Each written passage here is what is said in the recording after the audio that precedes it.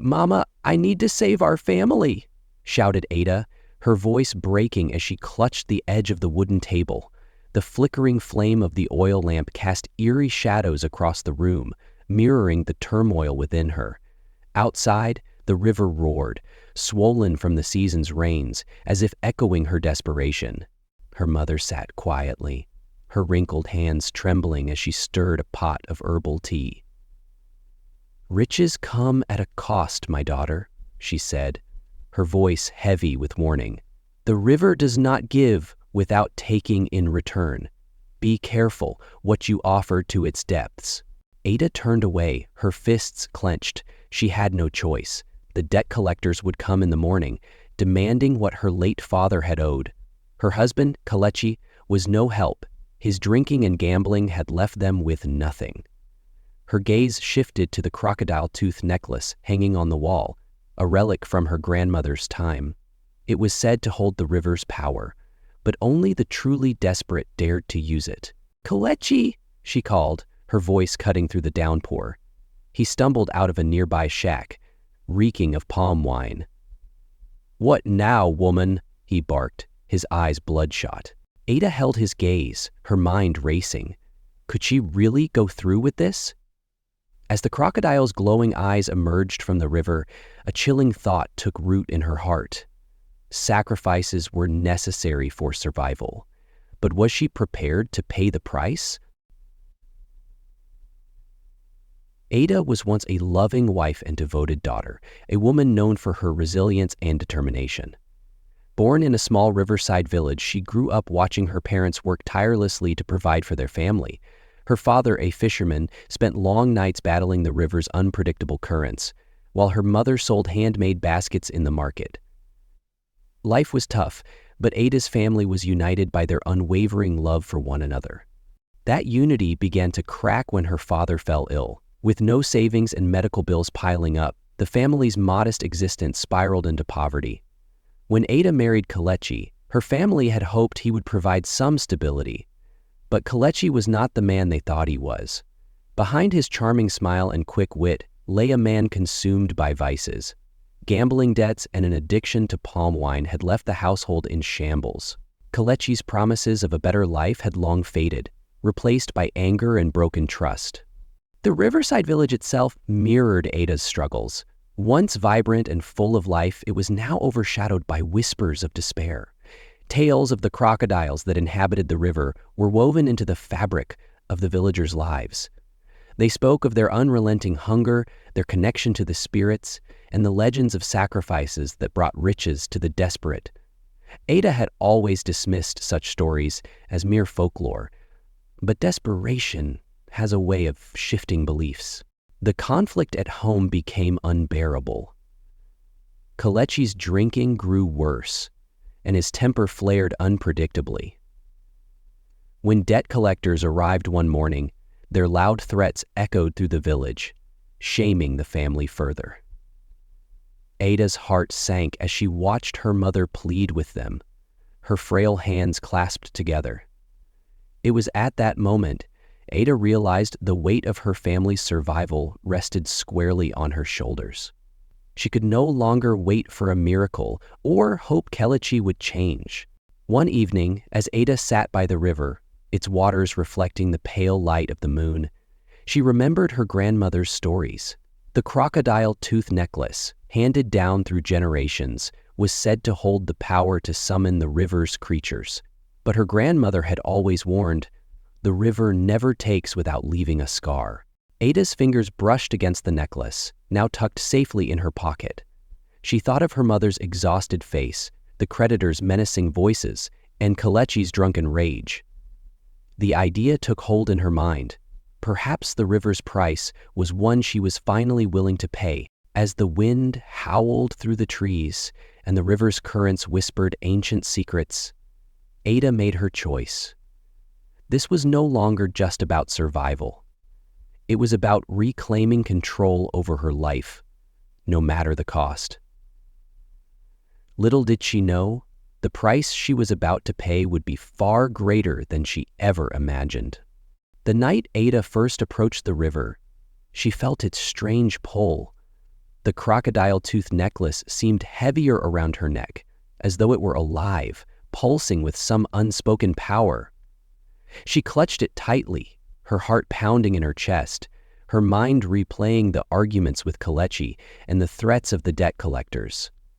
The river, dark and unyielding, seemed to whisper promises of relief and riches if she dared to ask. Summoning her courage, Ada knelt by the water and spoke softly, as her grandmother once instructed. "Spirits of the river, hear my plea. I am desperate and have no one else to turn to. If you can grant me wealth, I am willing to pay your price." The waters rippled unnaturally, though no wind stirred the trees, and Ada's breath caught in her throat. For a moment, all was silent. Then, glowing eyes emerged from the darkness. She stepped back, clutching the necklace, unsure if she had made a grave mistake. Days passed, and Ada tried to shake off the unease, convincing herself it was all a bad dream. But strange things began happening. A small pouch of gold coins appeared beneath her bed one morning. Ada, stunned, hid it from Kelechi and her mother, fearing their questions. That same day, Kelechi announced that a local gambler had mysteriously gone missing after threatening him over unpaid debts. His disappearance sent whispers through the village, but Ada's relief outweighed her guilt. Encouraged by the sudden fortune, Ada returned to the river. "The debt collectors are gone," she whispered to the spirits, clutching the necklace. "But I need more. My family deserves more. Help me, and I will do whatever you ask." This time, the river's response was immediate. The glowing eyes returned, and a low, guttural growl filled the air. A single crocodile, larger than the others, approached the shore and stared at her unblinking. It opened its mouth, and within it, a pile of glittering coins and precious stones shimmered. The message was clear. The wealth she sought would come, but only through sacrifice. Ada's life began to change. Gold coins and trinkets appeared in secret corners of her home. She sold them quietly in the market, claiming they were family heirlooms. The debt collectors stopped coming, and Ada began making plans to rebuild her family's home and start a business. Yet, as her fortunes grew, so did the tension with Kelechi. His gambling and drinking worsened, his jealousy flaring as Ada became more confident and independent. He demanded to know the source of her wealth, and when she refused to tell him, his threats turned physical. One evening, after a particularly violent argument, Ada fled to the river, tears streaming down her face. The crocodiles were waiting, their glowing eyes a beacon in the darkness. "What do you want from me?" she cried, clutching the necklace. The largest crocodile, its scales glinting under the moonlight, emerged fully from the water, and a voice, not quite human, spoke in her mind. "We have given you what you asked. Now you must fulfill your end of the bargain. Bring us the one who causes your suffering." Ada froze, her heart racing. Did they mean Kelechi? The thought both terrified and exhilarated her. She tried to push it away, but as the days passed, the idea took root. Kelechi's abuse had become unbearable, and the promise of even greater wealth loomed large in her mind. The next time Kelechi returned home, drunk and furious, accusing her of hiding money, Ada made her decision. She lured him to the river under the guise of reconciliation, telling him she wanted to talk away from the prying eyes of the village. Kelechi, suspicious but intrigued, followed her reluctantly. The air was thick with tension as they reached the water's edge, the river eerily still. Ada spoke softly, her voice trembling. "I know I've been distant, but I want to fix things between us." Kelechi sneered, stepping closer. "Fix things? You think money can fix this? You think you can lie to me forever?" Before she could respond, the crocodiles appeared, their glowing eyes surrounding them. Kelechi stumbled back, his bravado faltering. What is this?" he stammered. But Ada remained silent, her gaze fixed on the largest crocodile. "They will help us," she said, her voice barely above a whisper. The words were both a lie and a truth. As Kaliki turned to run, the crocodiles lunged. The river erupted in chaos, the water churning as Kaliki's screams filled the night. Ada turned away, her hands covering her ears, tears streaming down her face. When the water finally calmed, the largest crocodile emerged, dragging something shiny in its jaws. It placed a chest of gold coins and precious jewels at Ada's feet before slipping back into the depths. Ada stared at the treasure, her heart heavy with both relief and guilt. The villagers whispered about Kalechi's disappearance, but no one dared confront Ada. Her sudden wealth, coupled with her calm demeanor, unnerved them.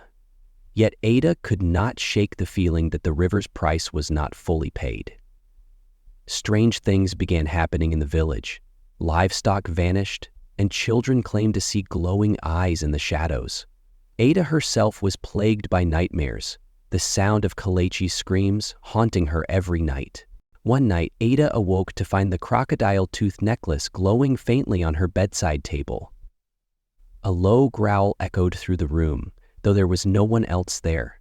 She knew, deep down, that her bargain with the river was far from over. The spirits she had called upon were not finished with her, and the price of her actions would only continue to grow. The tension in Ada's life escalated, the line between her desires and the river's demands blurring. As her wealth grew, so did her isolation, and the whispers of the villagers turned to outright fear. Yet Ada's heart remained torn. Was it worth it? Could she ever escape the grip of the river, or was she destined to pay its price forever?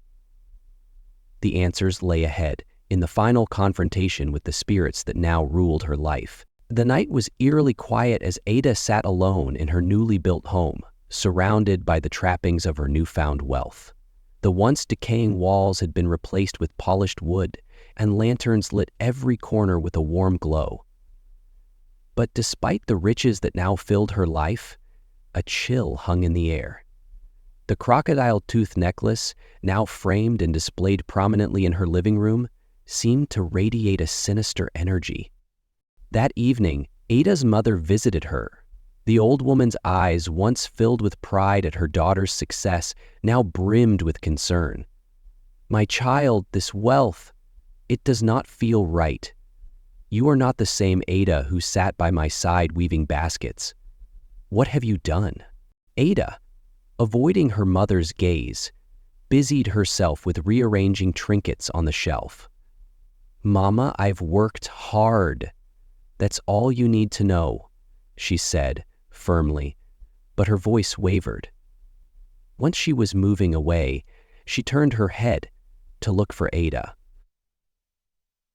Her mother reached for Ada's hand. "Daughter, listen to me. I know the stories of this river. Your grandmother warned us never to disturb its spirits. There is always a price for their gifts, a price no one can bear." Before Ada could respond, a loud crash echoed through the house. The framed necklace had fallen to the ground, shattering the glass. As Ada rushed to pick it up, a strange noise filled the room. A deep, guttural growl that seemed to come from everywhere and nowhere at once. Her mother crossed herself, whispering a prayer, and fled the house. Ada was left alone, clutching the necklace, her hands trembling. That night, as Ada lay in bed, the growling noise returned, louder and more menacing. Shadows danced across the walls, though the lamps burned steady. Suddenly, the air turned icy, and the room filled with the sound of rushing water. Ada sat up, her heart racing, and gasped as the walls of her bedroom seemed to dissolve, replaced by the murky waters of the river. Emerging from the shadows was the largest crocodile she had ever seen, its eyes glowing like molten gold. But it was not just a crocodile. Its body shimmered and morphed, taking on a vaguely human form, a terrifying hybrid of man and beast. The creature spoke, its voice low and resonant, sending chills down Ada's spine. "You have taken from the river, Ada," it said. "You have fed us well, and we have rewarded you. But the river's hunger is endless. You must pay what is due." Ava stumbled back, her voice shaking. I gave you what you asked for. I sacrificed him. I fulfilled my end of the bargain." The creature snarled, its massive jaws snapping inches from her face. "One sacrifice does not satisfy the river's appetite. You asked for wealth beyond measure, and now the river demands more." Ada's mind raced. "More? What do you mean? What more can I give?" The creature's eyes narrowed. "The bloodline must end. You must return what was given. Your family is marked, Ada. The river will not rest until it has consumed all." Terror gripped her as the creature's words sank in. It wasn't just her life at stake. It was her mother's, her unborn children, and anyone tied to her bloodline. The river's price was not finite. It was an unending debt, a curse that would destroy everything she held dear. Desperate, Ada fell to her knees, tears streaming down her face. "Please, there must be another way. I'll give you whatever you want. Just spare my family." The creature's form shimmered again, growing larger, more menacing. "There is no mercy in the river. You knew the cost when you called to us." Ada's mind spiraled, searching for a way out. Then she remembered her grandmother's stories, legends of those who had broken free from the river's grip. It was said that the only way to end the curse was to return all the wealth to the river and renounce its power forever. But doing so would leave Ada destitute, alone, and vulnerable to the debt collectors and the scorn of the village. Summoning her courage, Ada stood. "If I return everything, every coin, every jewel, will you leave my family in peace?" The creature's glowing eyes bore into hers. "The river takes what it is owed. Return what you have stolen, and we will spare the bloodline. But you, Ada, will belong to the river forever." The weight of the choice crushed her. Could she abandon her family's newfound comfort to save them? Could she sacrifice herself to undo the horrors she had unleashed?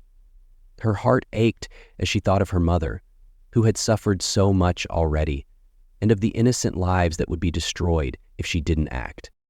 The next morning, Ada began gathering every piece of wealth the river had given her. The villagers watched in confusion as she loaded chests of gold, jewels, and coins onto a cart. Whispers followed her as she made her way to the riverbank, the crocodile tooth necklace glowing faintly around her neck.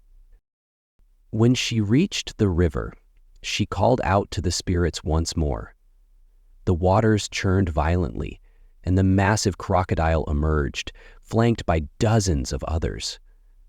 Ada, her voice trembling but resolute, said, "I return all that you have given me. Take it and leave my family in peace." One by one, she emptied the chests into the river, the treasures sinking into the depths. As the last coin disappeared, the crocodile fixed its glowing eyes on her. "The debt is settled, but the river still hungers." Ada understood what it meant. Her time had come. With tears in her eyes, she stepped into the water, the current pulling her toward the waiting jaws of the crocodiles. As the river consumed her, a strange calm washed over her. She had saved her family, even if it meant losing herself. In the days that followed, the villagers spoke of Ada's disappearance and the mysterious end to the strange happenings in the village. Her mother, though heartbroken, found peace in knowing that the curse had been lifted. The river returned to its natural state, its spirits silent once more. But on moonlit nights, some say they see a figure by the river, a woman with glowing eyes, standing silently by the water's edge. The legend of Ada, the woman who fed her husband to crocodiles and became a servant of the river, lives on as a cautionary tale about the price of greed and the dangers of seeking power from dark forces.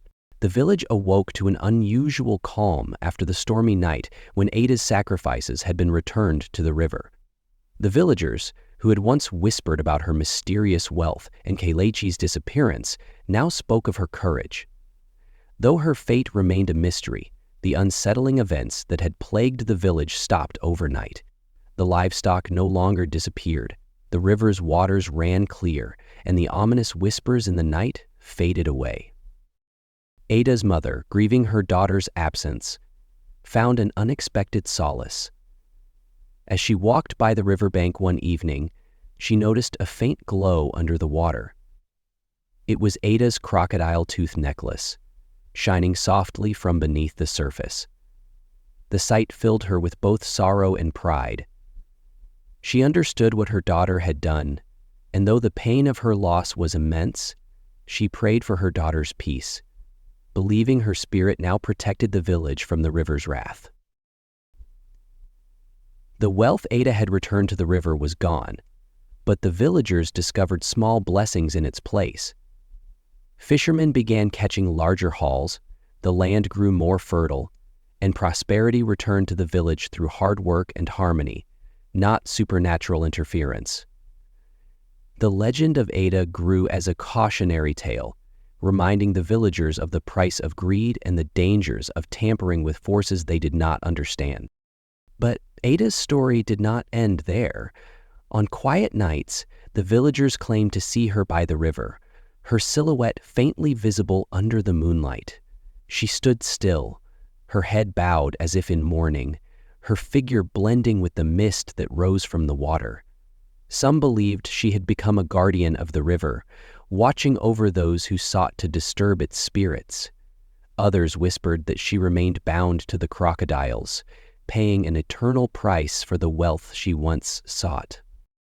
One evening, a young woman from the village approached the river with a heavy heart.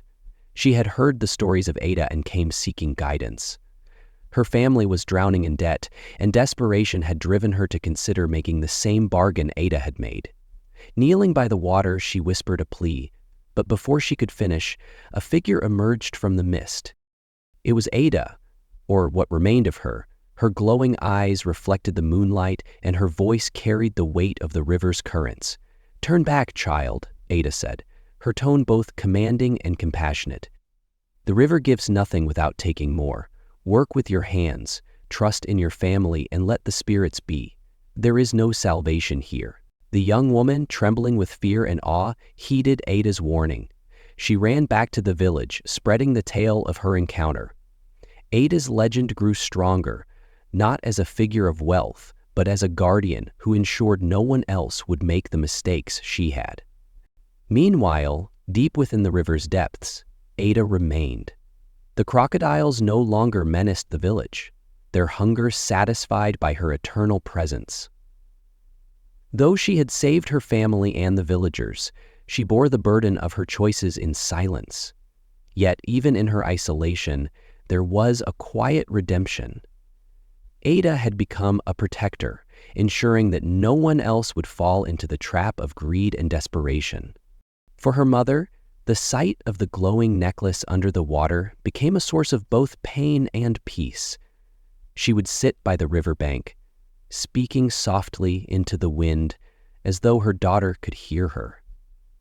In her prayers, she thanked Ada for her sacrifice and vowed to keep her story alive so no one would ever forget the price she paid. The river, once feared, became a symbol of balance, a reminder that nature's power must be respected, and that true wealth lies in the bonds of family and community. The villagers thrived once more, guided by the lessons Ada's story had taught them. Though Ada's life ended in tragedy, her spirit lived on, transformed into something greater. She became a legend, a guardian, and a symbol of redemption. The river's currents carried her tale far and wide, ensuring her sacrifice would never be forgotten. And on nights when the moon hung low over the water, her glowing figure could still be seen, a silent sentinel protecting her people from the dangers of the past. Ada's story is a stark reminder that shortcuts to wealth and power often come at a price far greater than we anticipate. In her desperation, she sought the river's help, believing it to be her only way out of hardship. Yet in doing so, she unknowingly bound herself to a curse that took more than it gave. The tale of Ada teaches us that true wealth lies not in gold or possessions, but in the bonds of family, community, and honest work. Her sacrifice, though noble, was born from the burden of isolation and the desperation to escape a life of suffering. It is a cautionary tale against letting greed and despair lead us down paths that can harm not only ourselves, but also those we love. The river's hunger represents the insatiable nature of greed and the dangers of relying on forces beyond our understanding. Its spirits do not give without taking, and its gifts are never without consequence. Ada's ultimate act of returning the river's wealth and sacrificing herself to protect her family is a testament to the power of love and redemption. It shows us that even when we make mistakes, it is never too late to make amends and choose a path of selflessness. Let Ada's story remind us to value the things that truly matter: the love and support of family, the strength of community, and the dignity of honest work. No material possession is worth losing these treasures. And let it serve as a warning to respect the natural balance of life and the unseen forces that govern our world. In the end, Ada became more than just a cautionary tale. She became a guardian, ensuring no one else would repeat her mistakes. Her spirit lives on, watching over the river and the village, a silent protector and a symbol of the enduring power of redemption.